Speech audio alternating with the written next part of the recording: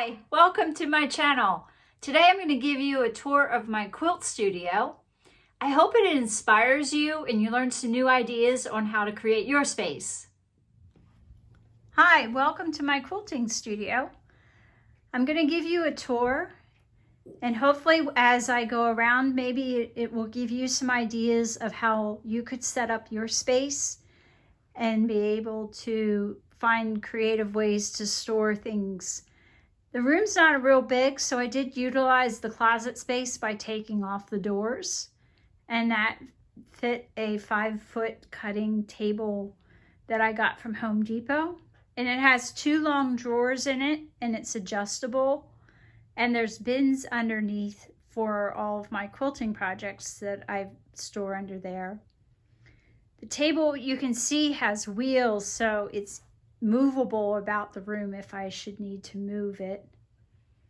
I have a thread catcher, my pin cushion here that I made, and then along the side I have a bulletin board, which is really handy for rulers and tips and tricks that I want to hang up, as well as quilting patterns that I'm using. And as you can see, I'm just using those clips, and I just have it hung from a push pin. Next to it, I have a bin then with my marking tools and my scissors. And then I have a little container that holds my labels that I use to help label my fabric as I'm going along on a project. And above the table, then I put in a design board. It's just a piece of foam cord with some batting, and I'm able to put a project up there and kind of see where things are going and make adjustments as I'm working on it. Then next to it, I have chocolate, which is really important, and then a bin that was left over from my parents' anniversary party. It's a nice memento, and I keep larger pieces of fabric in there so I can just kind of root through that as I'm working on a project, and then I'll clean it out as I go along. And then between the wall and the edge of the closet, I got a drying rack from the Container Store, and I just wedged it in there, and it's great to hang large pieces of fabric on there, as you can see, and that's for one of my projects I'm working on. Then down next to it, I have a true scrap bin, and that's where everything that's really small or not really keepable goes into that. And then next to the table, I have a small bag that I keep some other supplies in as well. Then next to it, I keep my IKEA cart. This kind of moves about the room as I need it.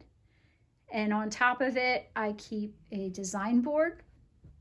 Again, it's just a piece of foam core with some batting on it. And I used washi tape because it was quick and easy. I had a class the next day, so I just whipped that up. And then I keep my fabric for my current project on the top. And then I keep some other projects down below. Then up above, I have this piece of furniture that I got in an estate sale. It was fairly inexpensive, and as you can see, it holds fat quarters really well. And for the most part, that's a good amount of my fabric. I'm just getting started out. It is growing, the collection. I do have some in other spots in the room, but because the room is small, I try to be conscious of how much fabric I bring into the space. Over here, I have my thread stand, and then below that, I have my sewing machine. And as you can see, I'm utilizing the spools to hang with the clips again to hang any patterns if I need to reference something while I'm sewing. And then I also will utilize this space here to hang patterns with those clips as well as I'm working on a project. I have a Janome Memory Craft 6600P,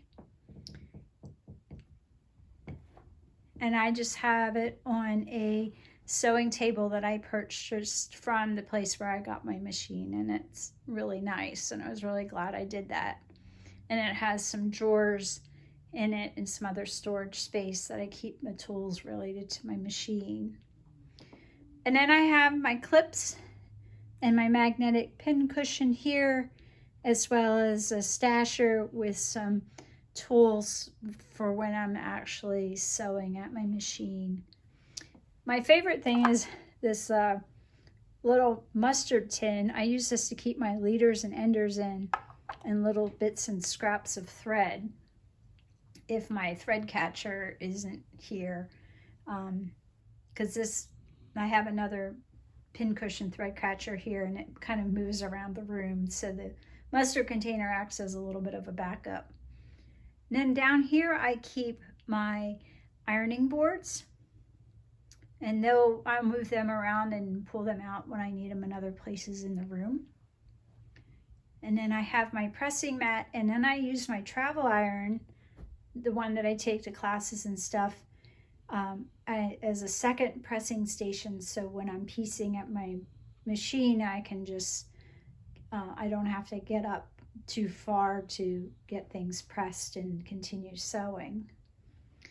Next to it, I have my old jewelry box from when I was a little girl. I use this to store all of my pins. And then on the desk, I have my featherweight, and she sits on a mat. It's a Lori Holt design, and it's got pockets in the front of it. And this is an old desk that I had repurposed when COVID hit. I ended up purchasing a standing desk because I was working from home full time and continue to do so. And then down below, of course, I have the desk drawers, and that keeps, extra thread and fabric. And then I have a bunch of quilting books and design things and patterns down in the bottom drawer. And of course, my batting roll is under there, and my case for my featherweight. And I also have a TV in here, and then I bought a second light to help light up the space and create another working space in the room. And then here I have a mat, and this is my rotating mat, and this moves around as I need it in the room. And I also keep a set of supplies here. And then down below, I just keep some other materials and projects related to my various crafts that I'm working on. And then next to this, I have my ironing board. This will be for larger pieces of fabric. And I keep an old washcloth here, and I'll put fabric on that when I'm starching it to protect my ironing board. And then over here in the corner, I have a small sofa, and this is actually a bed. In the middle of the room, I have my old kitchen table, and I have a large cutting mat, and then I also kind of have another little work bin where I can keep supplies in when I'm working here.